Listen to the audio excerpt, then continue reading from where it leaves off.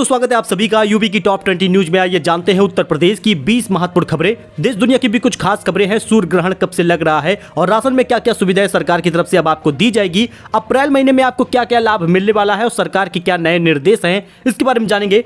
वहीं अब तापमान जो है 40 के पार जाने वाला है और साथ ही इन्फ्लुएंजा वायरस का क्या खतरा है, सरकार ने मास्क लगाना क्यों अनिवार्य कर दिया है, इसके बारे में जानेंगे। और सरकार ने जो फ्री गैस सिलेंडर देने का वादा किया था उसके ऊपर भी एक बड़ा बयान सामने आ गया है, यानी कब आपको गैस सिलेंडर फ्री मिलेगा इसके बारे में जानेंगे। और साथ ही अगर आप अपना पैसा इन्वेस्ट करना चाहते हैं तो कहां पर करें, गोल्ड सिल्वर प्राइस कितना हो गया है, सब कुछ जानेंगे इस वीडियो में। आप हमारे साथ अंत तक बने रहिएगा। तो चलिए शुरू करते हैं।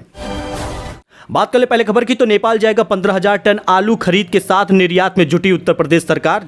जी दोस्तों, उत्तर प्रदेश राज्य औद्यानिक सहकारी विपणन संघ हापेड़ के एमडी अंजनी कुमार श्रीवास्तव को नेपाल भेजा गया है। वहां पर 15,000 टन आलू का सौदा पक्का हो गया है। इसकी पहली खेप फर्रुखाबाद से शनिवार को ही रवाना कर दी जाएगी, यानी 15,000 टन आलू उत्तर प्रदेश से निर्यात होगा नेपाल के लिए।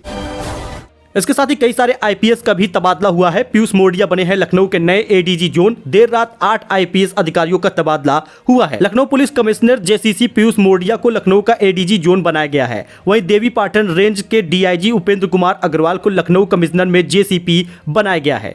आप यहाँ पे अधिकारी का नाम और बैच देख सकते हैं, साथ ही कहां पर वर्तमान तैनाती है और अब नवीन तैनाती कहां पर है 8 बैचों की, इसको आप देख सकते हैं। अच्छा, सरकार की तरफ से नया निर्देश जारी हुआ है कि कोटेदार अब नहीं कर पाएंगे राशन में घटतौली, यानी राशन में कटौती है वो कर भी नहीं पाएंगे। अगर चाह भी ले तब भी नहीं कर पाएंगे। ऐसा क्या उसमें सिस्टम लगाया गया है, इसे आप जान लीजिए। क्योंकि अनाज तौलने वाला मशीन से जुड़ेगा ई पॉस मशीन, और जब तक आप यूनिट के हिसाब से राशन नहीं तौलेंगे तब तक आपका राशन सक्सेस नहीं माना जाएगा। जी हाँ दोस्तों, प्रदेश में उचित मूल्य की दुकानों पर अनाज वितरण में अब घटतौली नहीं हो पाएगी। शासन ने इन दुकानों पर खाद्यान्न तौलने वाले इलेक्ट्रॉनिक वेइंग मशीन का ई पॉस मशीन से जोड़ने का फैसला कर लिया है। प्रदेश में लगभग 80,000 उचित मूल्य की दुकानें हैं।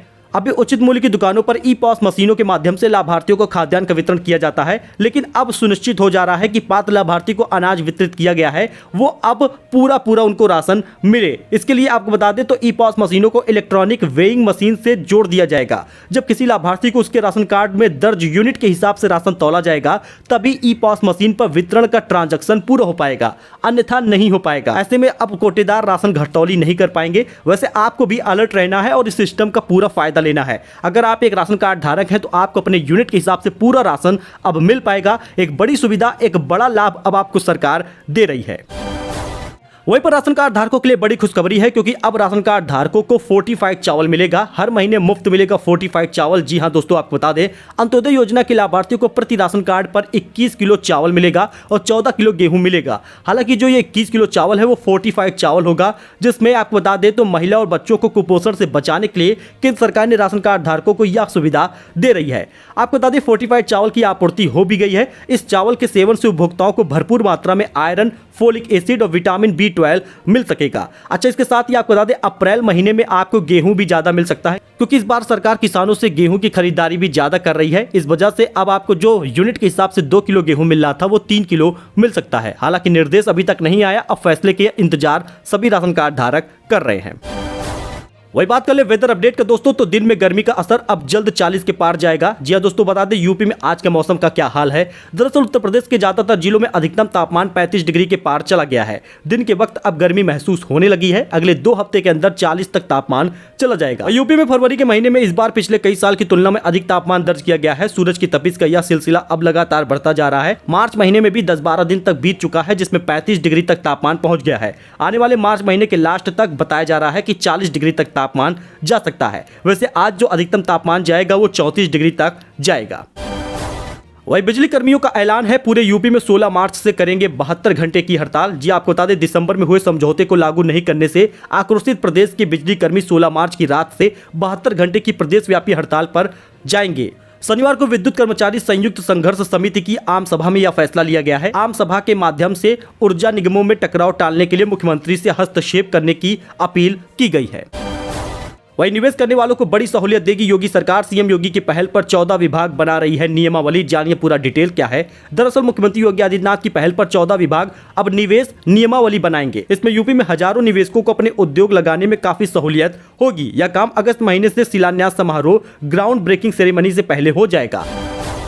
अच्छा, यूपी में कब मिलेगा फ्री गैस सिलेंडर? अखिलेश ने उठाए सवाल तो सरकार ने दिया है जवाब। दरअसल आपको बता दें, योगी सरकार ने होली से पहले फ्री गैस सिलेंडर देने का वादा किया था और बजट भी इसका पेश हो गया है, लेकिन क्यों फ्री गैस सिलेंडर का वितरण नहीं हुआ, इसको भी आप जान लीजिए। दरअसल दोस्तों, केशव प्रसाद मौर्य की तरफ से बड़ा बयान सामने आया। उन्होंने कहा कि अगर अखिलेश यादव में इतनी समझ होती तो वो इस प्रकार की बातें ना करते, उन्हें जानकारी नहीं है, ऐसे गैर जिम्मेदाराना बयान नहीं देने चाहिए। उन्होंने कहा कि इस वर्ष बजट प्रस्तुत करने के बाद मुख्यमंत्री ने प्रेस वार्ता करते हुए इस बात का ऐलान किया था कि किस योजना के तहत सिलेंडर दिए जाएंगे। दरअसल जो प्रदेश के अंदर 1,74,00,000 लाभार्थी हैं, उन्हें दीपावली और होली पर उज्ज्वला योजना का एक फ्री गैस सिलेंडर मिलेगा। इसके लिए 3,047,48,00,000 रुपए का बजट भी पेश कर दिया गया है। अब आपको बता दें, जैसे ही 31 मार्च समाप्त होता है, अप्रैल महीने से इसका वितरण हो सकता है, क्योंकि 31 मार्च तक अभी पुराना सत्र ही चल रहा है। आप यहाँ पे देख सकते हैं 2023-24 का जो बजट प्रस्तुत किया गया है वह 31 मार्च 2023 से लागू होगा और बजट पास होने के बाद यह लाभ मिल सकेगा। तो यानी आने वाले समय में अप्रैल महीने से लाभ मिलना शुरू हो सकता है, क्योंकि नया सत्र शुरू हो जाएगा।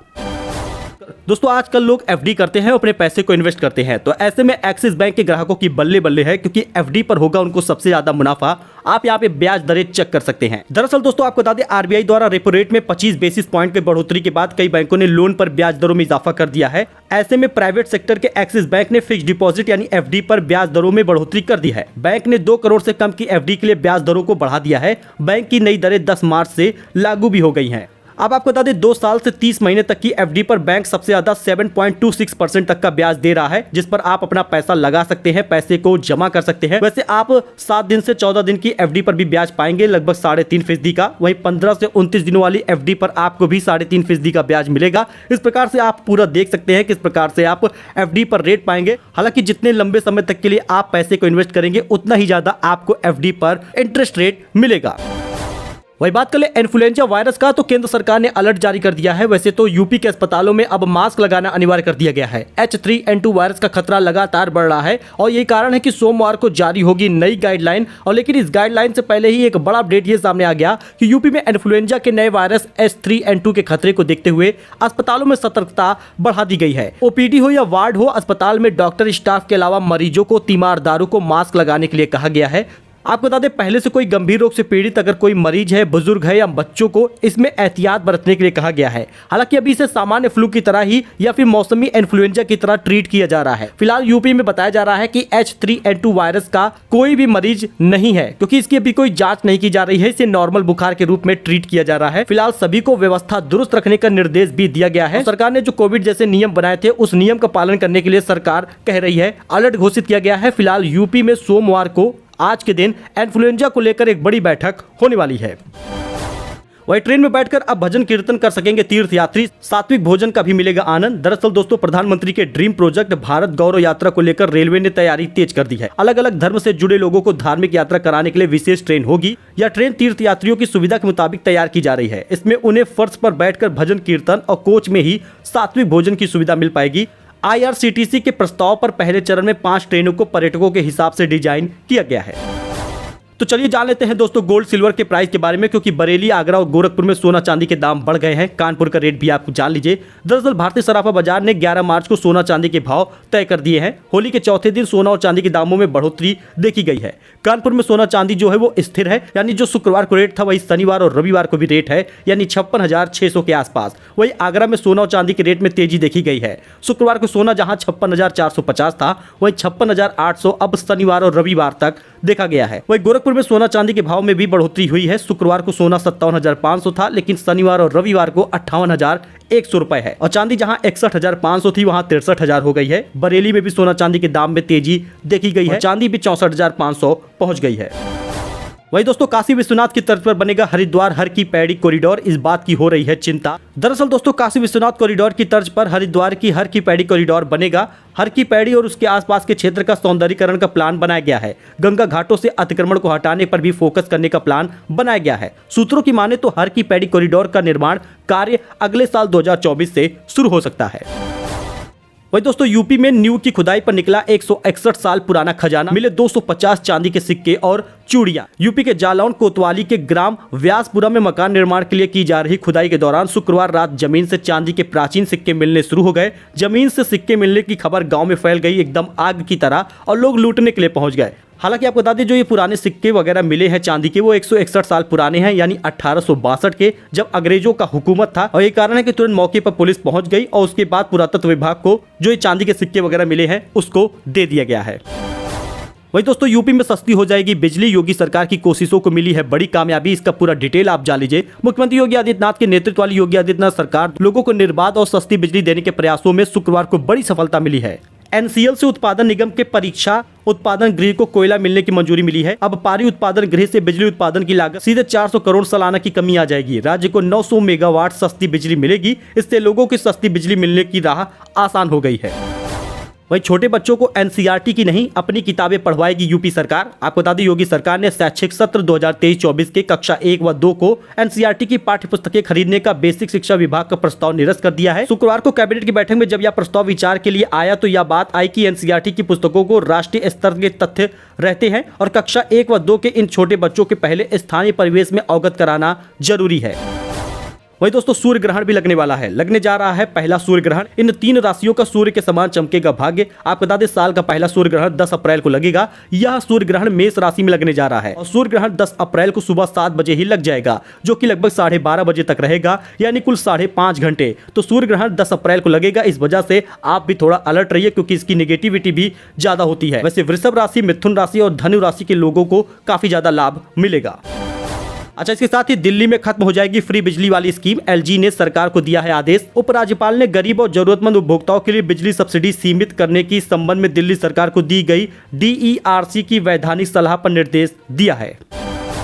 सो दोस्तों, ये कुछ अपडेट था जो आपके साथ शेयर किया गया है। आई होप आपको ये पसंद आया होगा। ऐसी जानकारी अपडेट के लिए आप हमारे साथ जुड़े, चैनल को सब्सक्राइब करें। मिलते हैं नए अपडेट में नई जानकारी के साथ। धन्यवाद।